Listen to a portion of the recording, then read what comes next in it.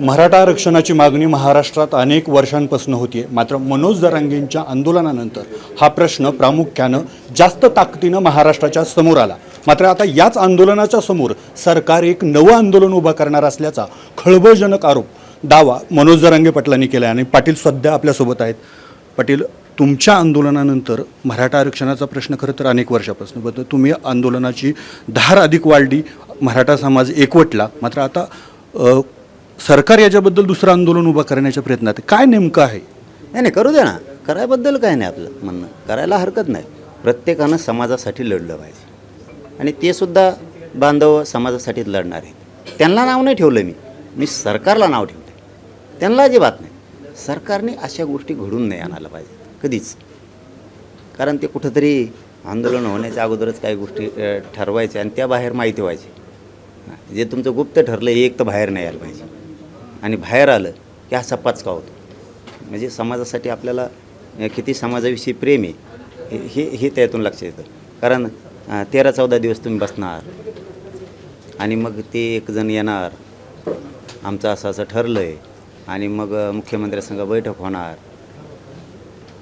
हे आंदोलनाच्या आधीच मनोज जरांगेंचं आंदोलन कुठंतरी डायव्हर्ट करण्यासाठी, दडपण्यासाठी हा प्लॅन असू शकतो. काही करा, समाजाला मिळेल ना, मला ते नाही दुःख या गोष्टीचं आहे. एवढं प्रामाणिक करतो, इतकं समाजासाठी झिजतो, पण मागं हटत नाही, मॅनेज होत नाही. सगळ्यात मोठं सरकारचं ते दुःख नाही. मी सरकारला, मंत्र्याला आणि आमदाराला जवळ करत नाही, मी माझ्या समाजाला जवळ करतो. आणि त्यांचं म्हणणं आहे की याने आमचं ऐकलं पाहिजे. काय ऐकायचं तुमचं? मॅनेज व्हायचं. आरक्षण दे ना, तुमचं ऐकतोच ना. मी जे माझ्या समाजाला लागतं ते तुम्ही देत नाही, तिसरंच देता. मुलीला मोफत शिक्षण केलं, तुम्ही फीस मागता. आता 100% फीस मागितल्या. MPSC पोरांचा कोठा वाढवत नाहीत, सारथीमधून पोरांच्या निवडी होत नाहीत, निधी वापस जातो, महामंडळातून व्याज परतावा येत नाही. हे काय आहे? ACBC दिलं ते बी टिकन का नाही भरोसा नाही. मग आमचं हक्काचं आरक्षण आहे ते मागतो आम्ही, ते द्यायचं सोडून हे नवीन नाटकं कशामुळं? आणि त्यांनी काय होईल? मिळालं पाहिजे ही आमची भावना आहे आणि त्यांची पण आहे. त्यामुळं मी काय त्यांच्यावर नाराज नाही आणि ते काय बिचारे मलाही काय म्हणलेलं नाही, त्याबद्दल नाही. आरक्षणाच्या प्रश्नावर जवळपास 7 वेळा तुम्ही उपोषण केलं. आता सरकारशी नेमका संवाद काय? आता कुठल्या टप्प्यात आहे आरक्षणाचा प्रश्न? आता मला वाटतं आहे गॅजेट तिन्ही पण मंगळवारपर्यंत, म्हणजे 25 फेब्रुवारीपर्यंत 100% लागतील. फडणवीस साहेब लावतील अशी आम्हाला आशा आहे. 6 करोड ही 7 करोड मराठा समाज आशा लावून बसला आहे आता. कारण शिंदे समितीला मुदतवाढ दिली, काम सुरू नाही केलं वाटतं आणखी. कारण तिला मनुष्यबळ नाही वाटतं, अभ्यासक नाहीत, तिला निधी पण नाही वाटतं आणखी त्या मनुष्यबळासाठी. कारण त्या मोडी लिपी अभ्यासकांसाठी निधी लागणार आहे. आणखीन प्रमाणपत्र वाटप नाही, रेकॉर्ड शोधणं काम नाही. अधिकाऱ्यांनी राज्यातले सगळे प्रमाणपत्र रोखून धरलेत, व्हॅलिडिटी रोखून धरल्यात, त्या दिल्या जात नाहीत आणखीन. म्हणून असं वाटतं आहे कक्षे पण स्थापन केले नाहीत, आणखीन सुरू नाहीत. बढती दिली पण आणखीन सुरू नाहीत. आणि गॅजेट त्यांनी 3ही लागू करतील अभ्यासाला घेतलेत. कारण शिंदे समितीनं अभ्यास केला आहे. आता सरकारनं फक्त अंमलबजावणी करायची असती. उलीतिली कायदा कळतो बा आम्हाला. देवेंद्र फडणवीस मंगळवारपर्यंत गॅजेट लागू करतील हा विश्वास तुम्ही व्यक्त करताय. फडणवीसांच्या या संदर्भात तुमचं वैयक्तिक काही बोलणं झालं? नाही, त्यात वेळ नसतो त्यांना. घाई गडबड असते, खूप कामं असतात, मोठमोठ्याल्या कामं असतात, बारकोल्या कामं येत नाही. हे असल्या साध्या चिल्लर गोष्टीत टाईम नसतो त्यांना. दुसरे वेगळे लागतात मोठाले, बीडसारखे येते, मंत्री येते, असे लागतं कामं असते. अडचणी मी खूप नाराज आहे. अडचण असते बाबा, खूप कामं असतात, रातची दिवसा कामं असतात, वेगळे टाईम नसतो माणसाला. पण आम्ही खुश आहेत तरी पण की मुदतवाढ दिली. आम्ही त्यांचं कौतुक पण केलं मुख्यमंत्र्याचं. आणि गॅजेट पण मंगळवारपर्यंत ते लावतील. कारण ही आठवडा झाला कालच्या मंगळवारी, आता ही आठवडा म्हणजे 15 दिवस अभ्यासाला खूप झाले. एक तर अभ्यास केला आहे समितीनं, मंत्र्यांना अभ्यास करायची गरजच नाही. मंत्रीच त्याला काही नाही कळलं एखाद्या योजनेचं ते सचिवाला विचारतं आहे, मुख्य सचिवाला विचारतं आहे, त्यांच्या तिथल्या कक्ष अधिकाऱ्यांना, OSDना, त्या PAनं विचारतं आहे आणि काय याचा अभ्यास करतात. पण आम्हाला अशा मंगळवारपर्यंत लावते ना. आम्ही 7 करोड मराठी वाट बघतो आहे. आम्ही स्वागतासाठी मुख्यमंत्री देवेंद्र फडणवीसांच्या सज्ज झालो स्वागतासाठी की ते 3ही गॅजेट लागू करतील. कारण सगळ्या सोयऱ्याच्या अंमलबजावणीसाठी त्याने 3 महिन्याचा वेळ मागितलेला आहे. त्यामुळे मध्ये आता त्या विषयावर बोलता येणार नाही आम्हाला. 8 पैकी 4 मागण्यांना तात्काळ अंमलबजावणी देतो म्हणलेत. त्यातल्या 2 यांना सुरुवात केली. एक शिंदेसाहेब समितीला मुदतवाढ आणि दुसरं गॅजेटियर आहे. ते सगळे हैदराबादसह सातारा संस्थान आणि बॉम्बे गव्हर्नमेंट तीनही लागू करतील. 25 फेब्रुवारीला मंगळवार येतो आहे, बरोबर ना? परत मागं पुढं व्हायची तारीख बहुतेक 100% ते लावणारच. आणि आम्ही वाट बघतोय सगळे डोळे लावून त्यांच्या निर्णयाकडे मंगळवारच्या बसलोत आम्ही की ते गॅजेटची अंमलबजावणी करतील. आणि आम्ही स्वागताला 7 करोड मराठी सज्ज आहे. विश्वास व्यक्त करताय मंगळवारपर्यंत. असाच विश्वास मुंबईच्या वेशीवर नवी मुंबईमध्ये आपण व्यक्त झाला होता. सगळे सोयऱ्याचा अध्यादेश आला होता, मात्र त्यामध्ये पुढं त्रुटी असल्याचं जाणवलं. या 2 मुख्यमंत्री बदललेत आरक्षणाच्या प्रश्नावर. कोण जास्त सकारात्मक वाटते, एकनाथ शिंदे, देवेंद्र फडणवीस?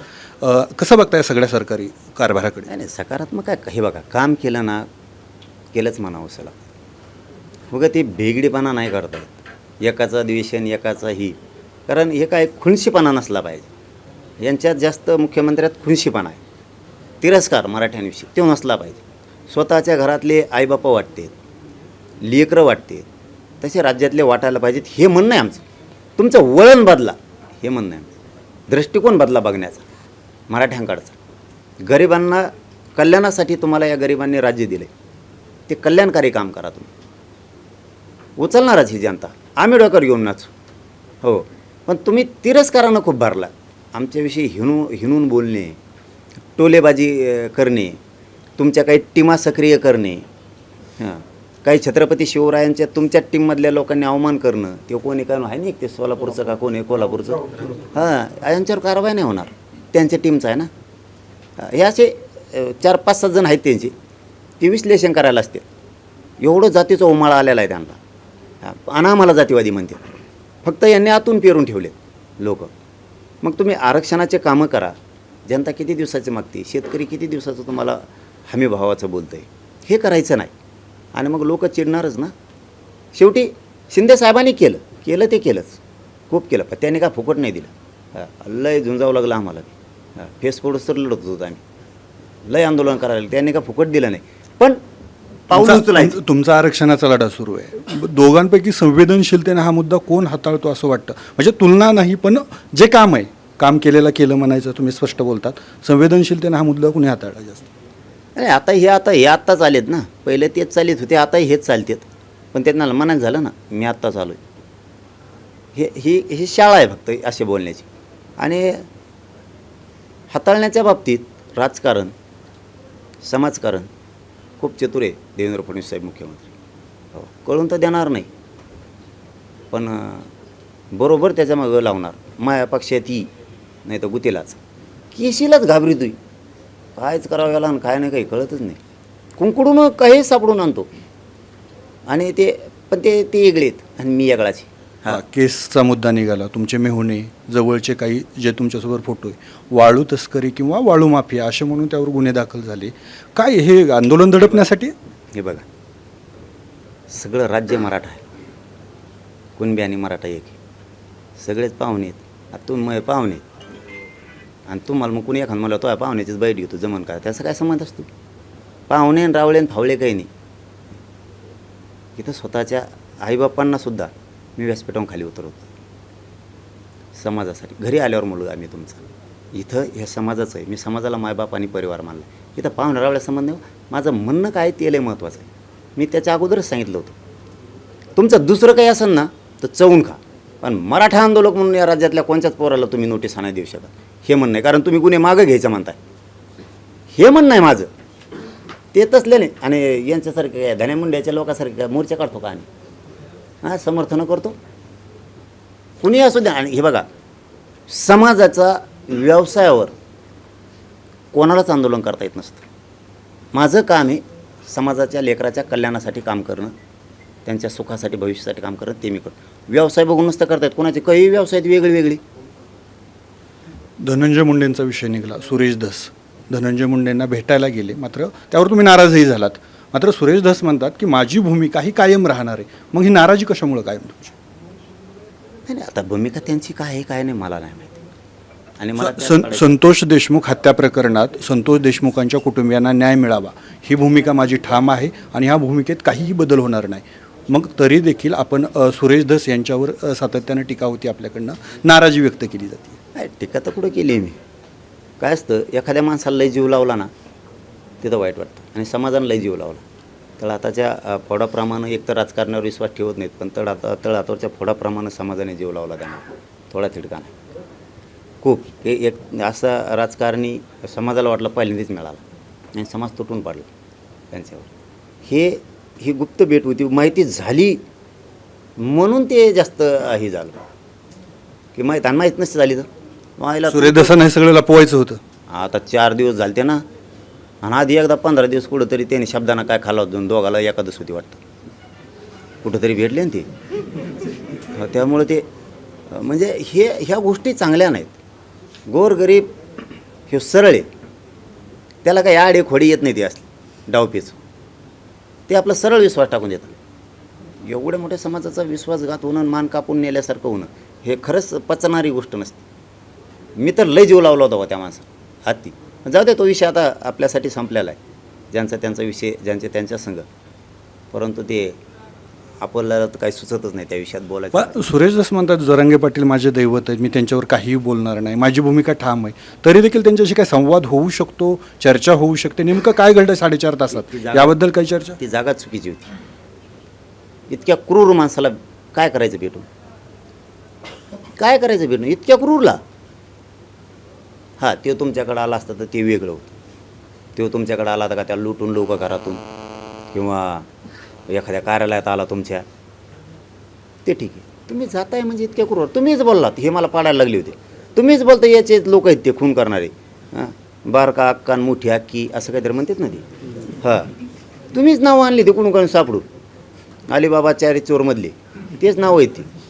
आणि मग हे तुम्हीच म्हणायचं, तुम्हीच उद्या त्याला म्हणायचं परत भ्रष्टाचार केला, घरं खाल्ले, खून केले, छेडछाडी केल्या, आणि तुम्हीच भेटायला जायचं. काय भेटायचं जायचं त्याला? तो कोण लागून गेला एखादा इतक्या क्रूरला भेटायचं काय? त्यांच्या विरोधात लाट आहे म्हणून तर समाज तुमच्याशी उभा राहिला ना. लाट ओळखायला पाहिजे होती तुम्ही. त्यांना जर दडपण असतं ना पक्षाचं, तू जाय आणि मिटून घेते, सरळ मीडिया घ्यायचं, प्रेस घ्यायची आणि समाजाला सांगून द्यायचं की माझ्यावर दबाव आहे, मला त्याला भेट म्हणतात, मला नाही भेटायचं त्याला, मी समाजासाठी राजीनामा देतो. तुम्हाला सांगतो, एवढी लाट झाली असती त्या माणसाची राज्यात, भयंकर. 1,67,000 मतदान पडलं असतं त्यांना. हो, एक कमी पडलं नसतं, इतके तुटून पडले असते लोक. हां, पक्षाचं तर असं मुस्काडच फोडलेलं झालं असतं. पण ते आता 3 दिवस गेले, आता उपयोग नाही ते. हा आरक्षणाचा लढा प्रदीर्घ काळापासून सुरू आहे. विधानसभा निवडणुकीचा लढा, पूर्वीचा लढा आणि विधानसभा निकालानंतरचा लढा, यात बदल काय वाटतो? कसा लोकांचा प्रतिसाद आहे? हा लढा कुठल्या टप्प्यावर आहे? लढा पुकारलाच नाही ना. निवडणूक झाल्याच्या नंतर आणखीन आम्ही पुकारणार आहेत. वाट बघतोत ना. लढा पुकारलाच नाही आम्ही आणखी. निवडणूक झाली, विश्वास ठेवला. आम्हाला वाटतं आहे की देवेंद्र फडणवीस मुख्यमंत्री साहेब परत त्यांना ते लय होत आहे. 100% आमच्याशी बेमानी नाही करणार, गद्दारी पण नाही करणार. कारण ह्या मराठ्यांशिवाय राज्यात सत्तेत नाही येऊ शकत. गोरगरिबांनी मतदान केलेलं आहे. गोरगरीब गावागावात प्रश्न विचारायला सुरू करतील. त्याच्यामुळे आणखी लढा पुकारलाच नाही. सरकारला काय अल्टिमेटम आहे? लढा कधीपासून हे सुरू होणार, आणखी नव्यानं पुकारला जाणार? मला नाही वाटत लढा आम्हाला उभा करायची गरज पडेल म्हणून. मंगळवारपर्यंत देवेंद्र फडणवीस साहेब 3ही गॅजेट लागू करतील आणि 3 महिन्याची मुदत घेतली, त्यावेळी सगळे सोयरीसुद्धा अंमलबजावणी होईल. नाही झालंही आता मंगळवारपर्यंत, तर बघू ना. मग आहेतच ना सज्ज आहे. पुन्हा सुरू, चलो मुंबई, ऐकणार रे. तर तो मनोज जरांगे पाटील मराठा आरक्षणाच्या प्रश्नावर पुन्हा एकदा लढा गरज पडली तर उभारणार, मात्र मंगळवारपर्यंत आरक्षणाचा प्रश्न निकाली निघेल असा विश्वास त्यांनी व्यक्त केला. अप्पासाहेब शेळके, एबीपी माझा, धाराशिव. एबीपी माझा, उघडा डोळे बघा नीट.